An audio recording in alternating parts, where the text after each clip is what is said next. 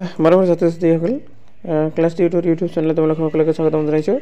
আজি মই তৃতীয় শ্ৰেণীৰ অৰ্থাৎ ক্লাছ 3 অসমীয়া বিভাগৰ অসমীয়া মিডিয়ামৰ ক্লাছ 3 আমি আৰু আমাৰ পৰিৱেশ যিটো কিতাপ আছে এইটো কিতাপৰ মানে পাঠ নম্বৰ 8 আমাৰ বিদ্যালয় যিটো পাঠ আছে সেইটো পাঠৰ প্ৰশ্নোত্তৰ মই প্ৰথমৰ পৰা শেষলৈকে বিতংভাৱে আলোচনা কৰিছোঁ। ভিডিঅ'টো ভাল লাগিলে অৱশ্যই লাইক কৰিবা আৰু লগতে চেনেলটো ছাবস্ক্ৰাইব কৰি ৰাখিবা। এতিয়া তোমালোকৰ মেইন ভিডিঅ'লৈ যাওক। তোমালোকৰ প্ৰথম প্ৰশ্ন দি আছে উত্তৰ লিখা। তাৰে ক নম্বৰটো হৈছে অঞ্জলি, কাবেৰী, ধীৰেন আৰু ৰফিকুল হতৰ শ্ৰেণী কোঠাটো কেনেধৰণৰ?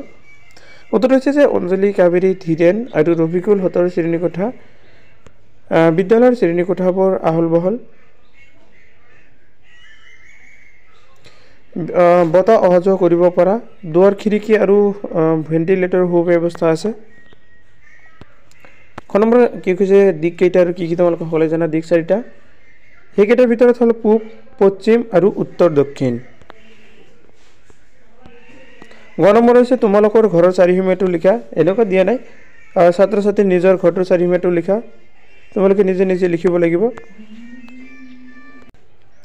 এনেকুৱা থুলমূলকৈ মই এটা দিয়াৰ আবাস কৰিছিল, যেনেকুৱা আমাৰ ঘৰৰ উত্তৰ ফালে পুখুৰী এটা আছে, দক্ষিণ ফালে বাঁহ বাৰী, পূব মূৰত ফল মূলৰ বাগিচা আৰু দক্ষিণ ফালে খেতিপথাৰ আছে। দক্ষিণ নহয়, এইটো মানে পশ্চিম হ'ব, এইটো পশ্চিম ফাল দিলেই হ'ল। পশ্চিম ফালে আছে খেতিপথাৰ। এইবাৰ ঘ নম্বৰত কৈছে গাখীৰ জুখিবলৈ কি স্কেল ব্যৱহাৰ কৰা হয়? উত্তৰটো হৈছে গাখীৰ জুখিবলৈ লিটাৰ স্কেল ব্যৱহাৰ কৰা হয়।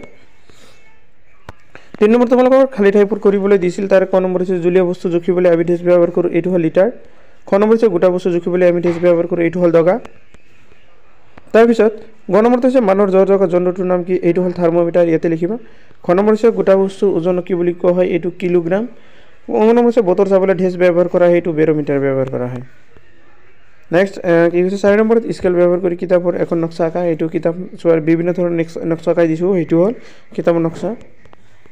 এবাৰ 5 নম্বৰত এটা প্ৰাকৃতিক দৃশ্য ছবি আঁকি শ্ৰেণীকোঠাৰ ভিতৰত তাৰি থোৱা। এনেকুৱা এটা প্ৰাকৃতিক দৃশ্য আঁকাবা আৰু শ্ৰেণীকোঠাত তাৰি থবা।